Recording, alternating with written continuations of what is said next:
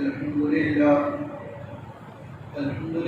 نحمده ونستعينه ونستغفره ونؤمن به ونتوكل عليه ونعوذ بالله من شرور أنفسنا ومن سيئات أعمالنا من يهده الله فلا مضل له ومن يضلله فلا هادي له ونشهد أن لا إله إلا الله وحده لا شريك له ونشهد أن سيدنا ومولانا محمدا عبده ورسوله أما بعد قال الله تعالى أعوذ بالله من الشيطان الرجيم بسم الله الرحمن الرحيم ألا بذكر الله تطمئن القلوب صدق الله العلي العظيم. میرے محترم رسول دوستو، گزشتہ ہفتے آپ کے سامنے صحابہ اور نبی کی شجاعت کا تذکرہ ہوا تھا، اور نبی اکرم صلی اللہ علیہ وسلم نے کس مومن کو بہتر کہا اس کے متعلق آپ کے سامنے تبصرہ ہوا تھا۔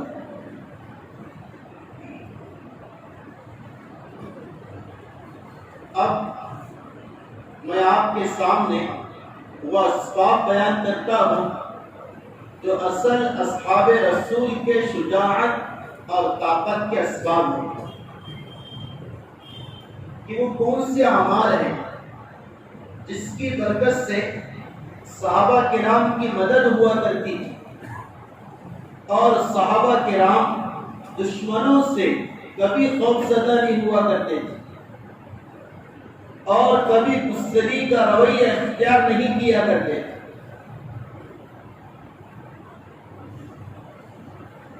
کیونکہ اللہ کے نبی اکرم صلی اللہ علیہ وسلم کی دعاؤں میں ہے اللہم انی اعوذ بک من العجز والکسل وَأَعُوذُ بِكَ مِنَ الْجُبْنِ وَالْبُخْلِ، یا اللہ میں تیری پناہ چاہتا ہوں کمزوری سے اور سستی سے۔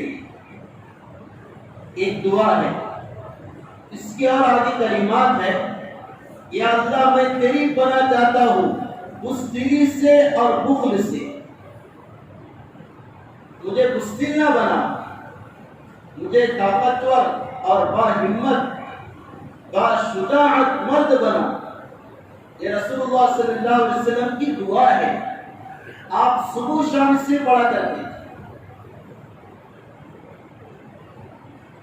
اور ایک موقع پر اللہ کے نبی اکرم صلی اللہ علیہ وسلم نے صحابہ سے فرمایا تھا تمہارا کیا حال ہوگا کہ ایک وقت ایسا آئے گا جبکہ دنیا کے سارے اقوام اور سارے اہل مذاہب تم پر ٹوٹ پڑیں گے، اس طرح جیسا کہ بھوکے اور پیاسے ایک کھانے کے برتن پر ٹوٹ پڑتے ہیں، اس طرح اغیار تم پر ٹوٹ پڑیں گے، تمہارا کیا حال ہوگا؟ اصحاب رسول نے ذکر کیا یا رسول اللہ صلی اللہ علیہ وسلم ایسا ہوگا؟ کہ ہاں ایسا ہوگا آگے۔ پھر پوچھا کہ اس وقت ہم تعداد میں کم ہوں گے، ہماری مقدار اور کوانٹٹی کم ہوگی؟ آپ نے فرمایا کہ نہیں، تم تو بہت زیادہ تعداد میں، بہت زیادہ مقدار میں اور بہت زیادہ عدد میں ہوں گے، لیکن تم میں دو چیزیں پیدا ہو جائیں گی جس کی وجہ سے تمہارے دل بزدل ہو جائے گی۔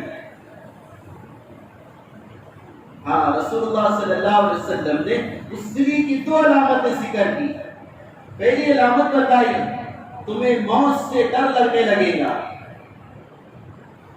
تم موت سے بھاگنے لگو گے، موت سے ڈرو گے، خوف زدہ و ہراس میں رہو گے۔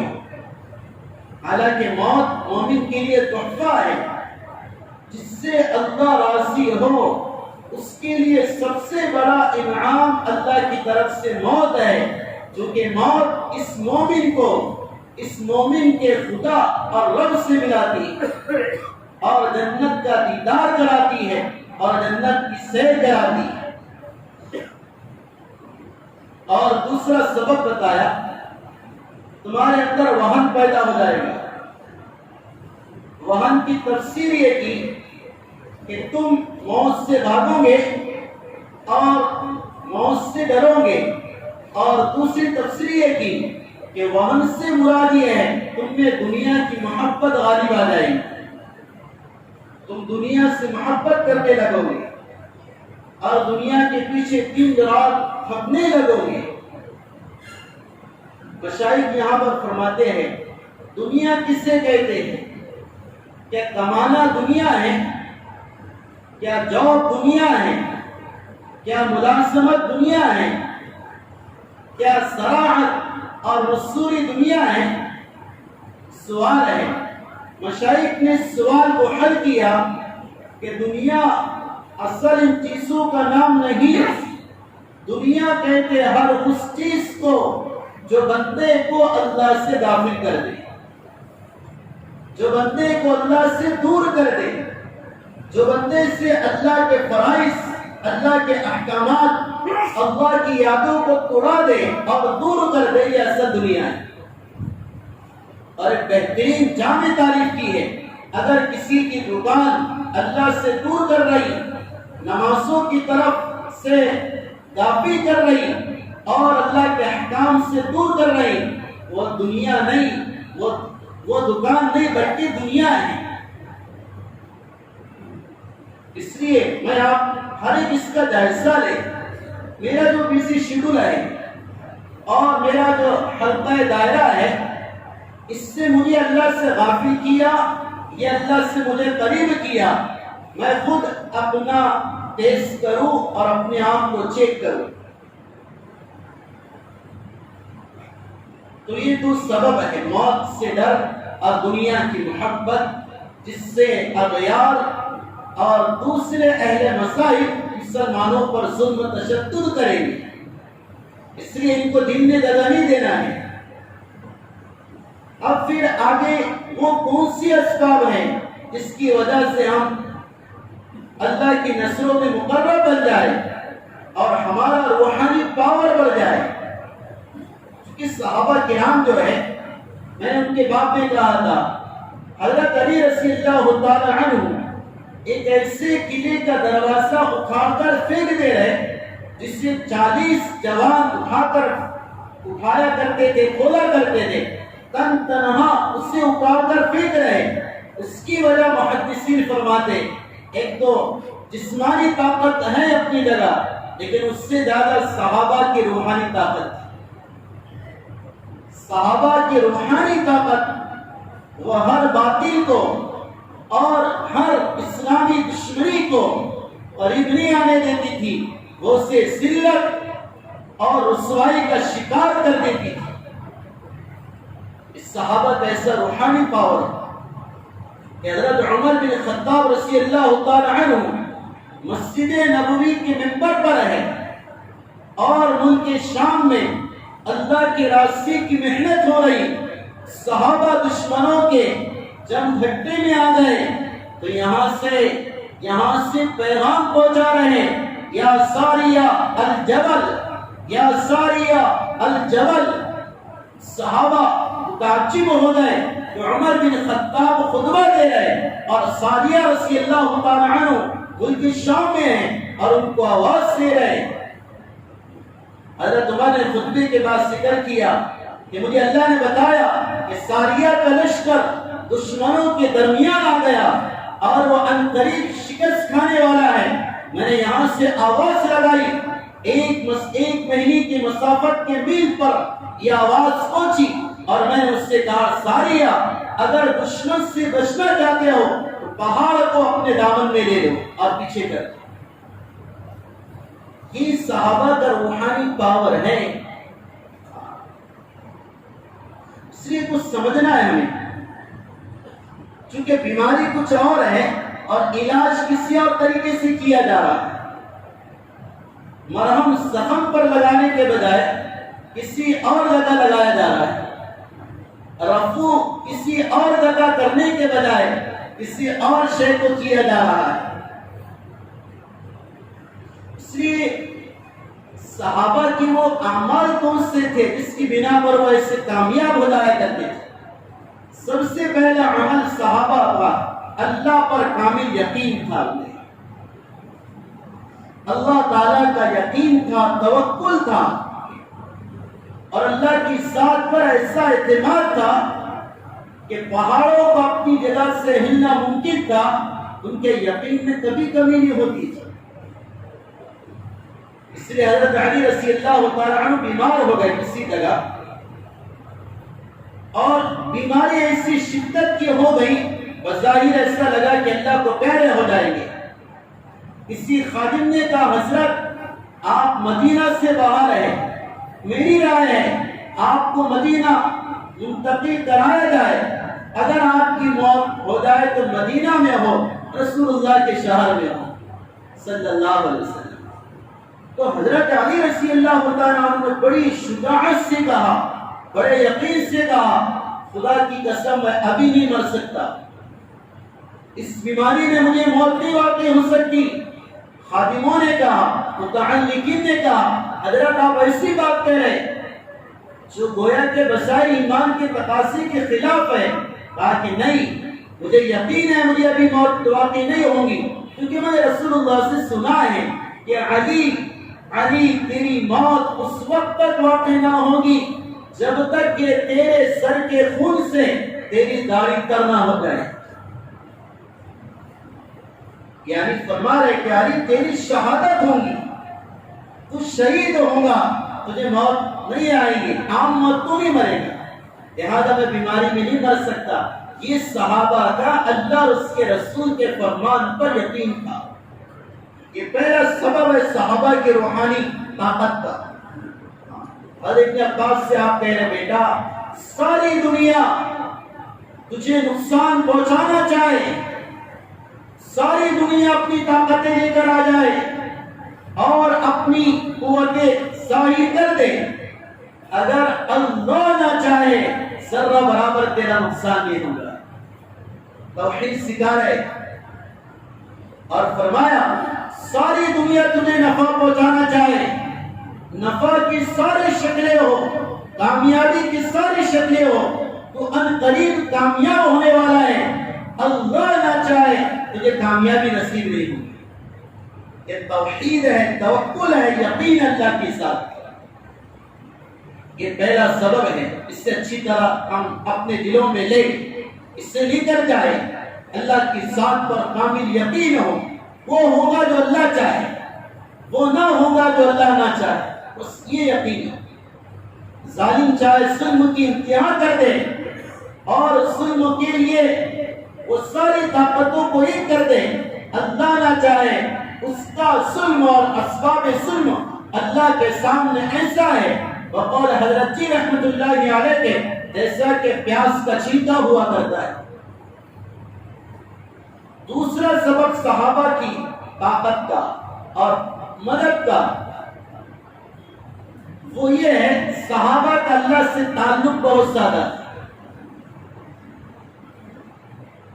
کیونکہ حدیث میں اللہ کے نبی نے فرمایا جو اپنا اور اللہ کا تعلق صحیح کر لیتا ہے اللہ اس کا اور دوسری مخلوق کا تعلق صحیح کر دیتا ہے۔ ہمارا اور مخلوق کا، ہمارا اور دوسری قوموں کا تعلق خراب ہو گیا، اس کی ایک وجہ یہ ہے کہ میرا اور اللہ کا تعلق میں تھوڑی کمی آ گئی۔ اس لیے اللہ کے نبی اکرم صلی اللہ علیہ وسلم نے فرمایا جو اللہ کو راضی کر لے اللہ سب کو راضی کر دے گا، اور جو اللہ کو ناراض کر کے کسی کو راضی کرے گا اللہ اس کی بابت اور اس کے لیے سارے قلوب میں ناراضگی اور غصے پیدا فرما دیں گے۔ اس لیے میرے محترم بزرگوں دوستو اپنا اور اللہ کا تعلق صحیح کریں۔ اب یہ تعلق صحیح کیسے ہوگا؟ میں اللہ سے متعلق ہو جاؤ، قریب ہو جاؤ، اس کے لیے دو عمل ہیں۔ پہلا عمل اللہ کی نافرمانی سے بچنا، ہر گناہ سے اپنے آپ کو دور کرنا، صغیرہ کبیرہ اور چھوٹا بڑا حقوق اللہ کا ہو چاہے حقوق العباد کا ہو، مجھ سے کوئی اللہ کی نافرمانی نہ ہو، اس کی میں فکر کروں۔ کیونکہ جس دھرتی پر گناہ ہوتا وہ دھرتی اور زمین بد دعا کرتی ہے، اور جس کے لیے زمین اور دھرتی بد دعا کرے تو یہ اسباب ظلم اور ظلم کی شکلیں کھڑا نہ ہوں گی تو اور کیا ہوں۔ اس لیے ایک بزرگ کو کہہ رہے تھے، پڑوس ملک کے ہیں، بڑے اللہ والے، آج کل مسلمانوں کی تنہائیاں بڑی خراب ہو گئی، اور اس کا لازماً نتیجہ یہ ہے کہ جس کی تنہائی خراب ہوتی اللہ اس کے مجمع کو خراب کر دیتے، یعنی تو تنہائی میں اللہ کی نافرمانی کرے پھر مجمع میں اللہ اس کے لیے دوسرے نافرمان کھڑے کر دیتے۔ اس لیے خلوتوں کی زندگی کو پاکیزہ بنانا ہے۔ موبائل جس نے خلوت کو پامال کر دیا اور خلوت کو آگ لگا دی، اس موبائل کے فتنے سے تنہائی میں بھی بچوں، آپ بھی بچیں، یہ روحانی طاقت ہمیں بچائے گی۔ ہاں، روحانی طاقت جس میں ہوگی وہ اتنا اس پاور کے ذریعے سے اس گناہ سے بچے گا، اور تنہائی میں اللہ یاد آئے گا۔ ابھی موبائل یاد آتا، خیالات آتے، گندے وساوس آتے، اور خراب پلان دنوں میں منائے جاتے۔ یہ بزرگوں یہ ساری روگ ہے اور ساری بیماریاں ہیں، اس سے دل تباہ اور برباد ہو جاتا ہے۔ اس لیے خلوتوں کو پاک کریں، تنہائیوں کو پاک کریں۔ ہر ایک بوڑھا ہو، ادھیر عمر کا ہو، جوان ہو، بچہ ہو، مسورات ہو، بچی ہو یا جوان لڑکی ہو، وہ اپنی تنہائی کو پاک کرے اور تنہائی بھی اللہ سے تعلق قائم کر لے۔ اللہ کے لیے کوئی شکلیں مشکل نہیں ہے۔ اس لیے حضرت علی رضی اللہ تعالیٰ عنہ کو کسی نے دیکھا تنہائی میں ایسا تڑپ کر رو رہے اور ایسا اللہ سے گڑ گڑا کر مانگ رہے کہ ان کا خادم کہتا جیسے کسی کو سانپ نے ڈس لیا، کسی بچھو نے کاٹ لیا، وہ جیسے گڑ گڑاتا ہے اور تڑپتا ہے، حضرت علی تنہائی میں تڑپا کرتے تھے۔ ہماری تنہائی یا تو نافرمانی کے نظر ہے یا نیند کے نظر ہے، عجیب ماحول ہے۔ اس لیے دیکھو، سب سے پہلے تو میں ایک بات کہہ رہا، اللہ سے تعلق قائم کرنے کی نافرمانی سے بچنا ہے۔ دوسرا، اللہ کے فرائض اور آداب سنتیں واجبات اس پر عمل کرنا ہے۔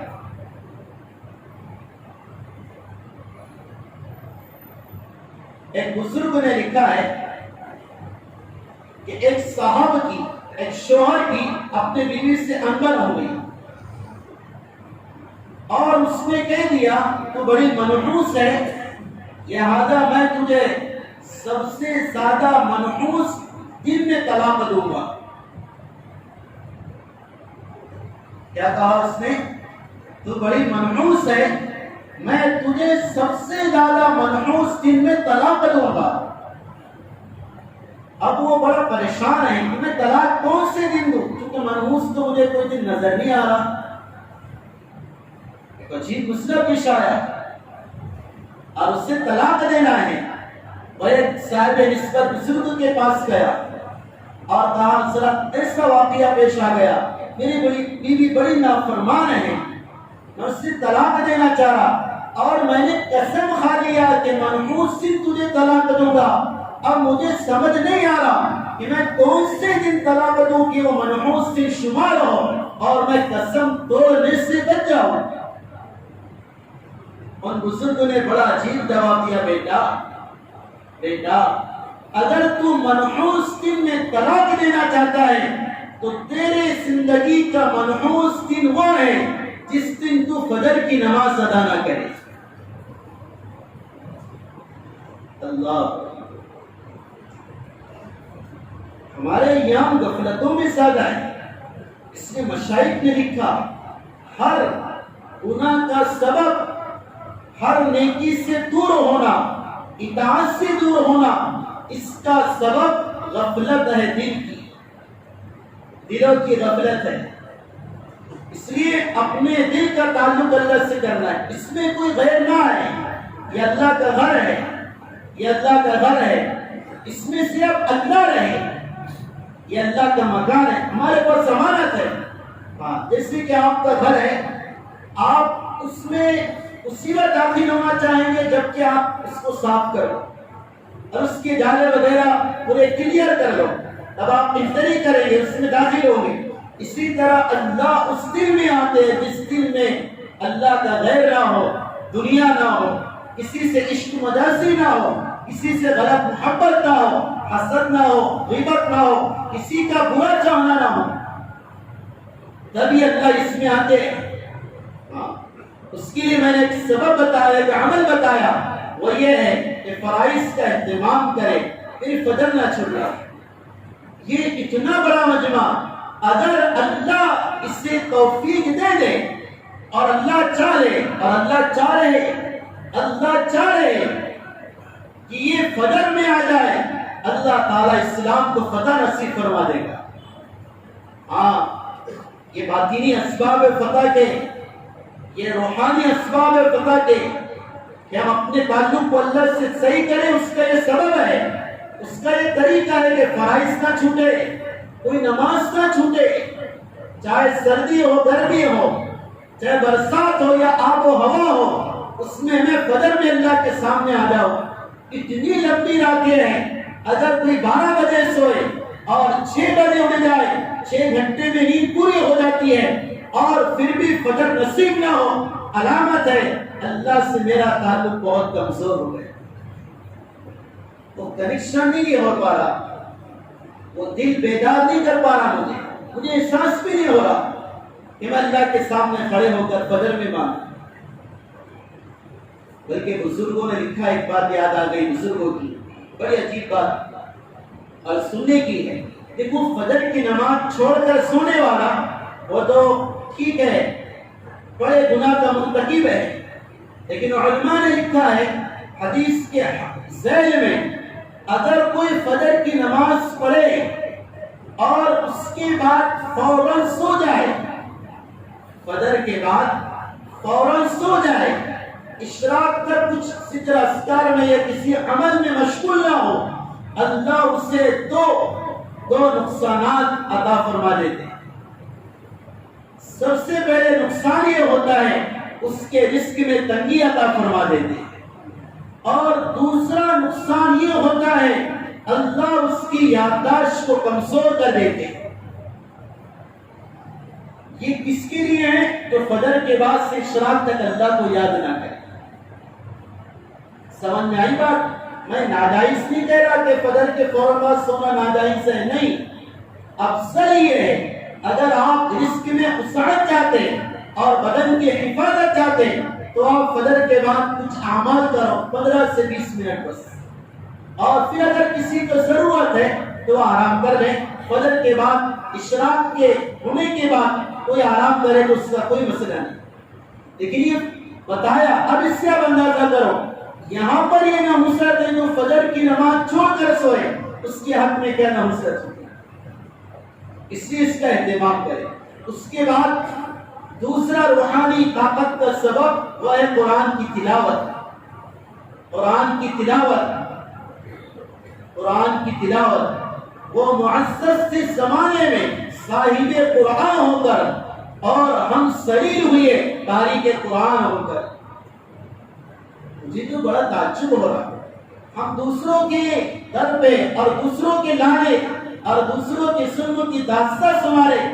حضرت شیخ نے لکھا، ہم خود کتنے بڑے ظالم ہیں، اللہ کی کتاب گھر میں پڑھی، اللہ کا کلام گھر میں پڑھا اور اس سے کھولنے کی توفیق بھی نہیں ہو رہی.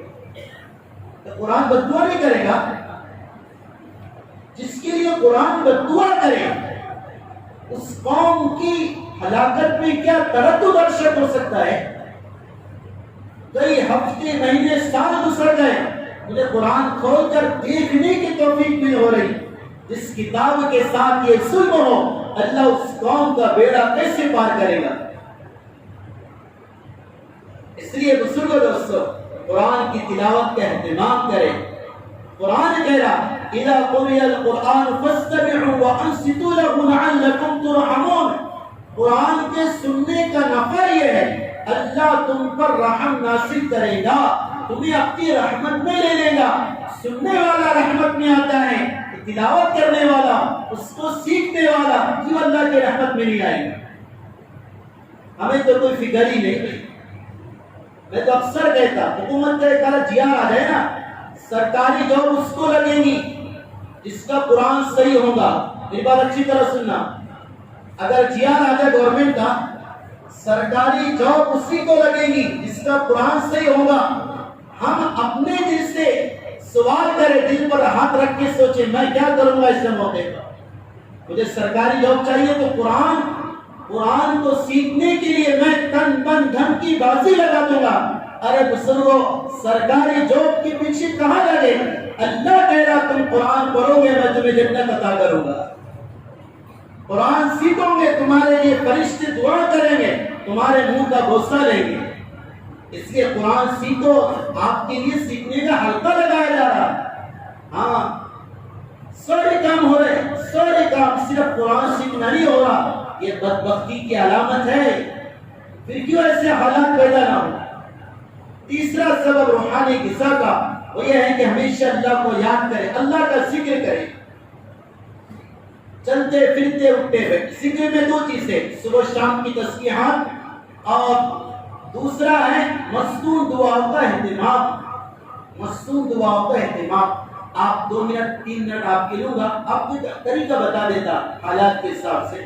کہ اللہ کے نبی اکرم صلی اللہ علیہ وسلم نے فرمایا اللہ سبحۃ الحدیث کو بڑے پسند کرتے ہیں. سبحۃ الحدیث کو بڑے پسند کرتے ہیں. صحابہ نے پوچھا سبحۃ الحدیث کیا ہے؟ اللہ کے نبی نے فرمایا ایک آدمی بازار میں جائے، سارا ماحول اسے غفلت کا نظر آئے، کوئی باتیں کر رہا، کوئی غیبتیں کر رہا، کوئی گانے سن رہا، یہ ماحول ہو اور وہ اس ماحول میں اللہ کو یاد کرے، سبحان اللہ پڑھے، اللہ کا ذکر کرے. یہ عمل اللہ کو سب سے زیادہ پسند ہے.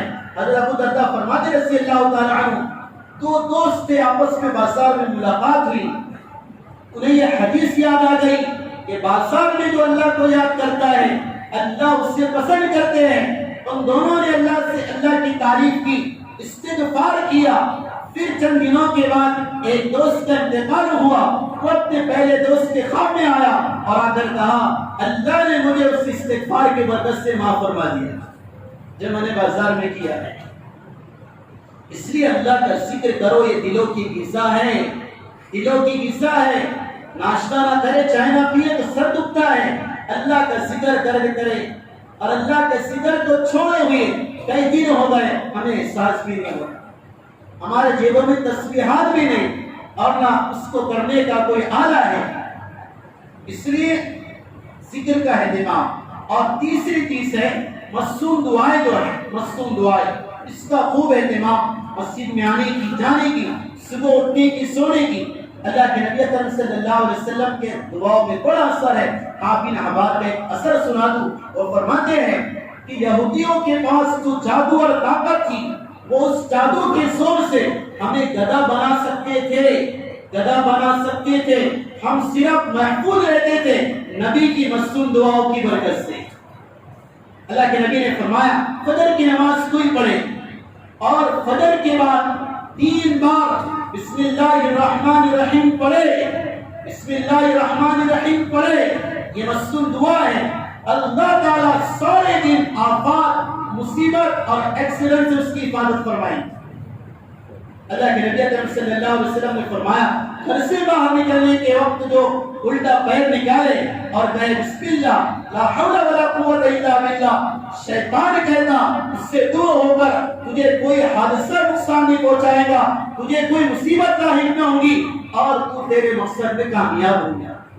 اتنی سی دعا ہے، اتنی سی. اس لیے بزرگوں دوست آپ سے درخواست ہے مصنون دعا ہے اس کا خوب اہتمام کریں. دعائے انس اس کا اہتمام کریں اور اللہ کی طرف متوجہ ہو. اللہ مجھے آپ کو عمل کی توفیق صحیح عطا فرمائے.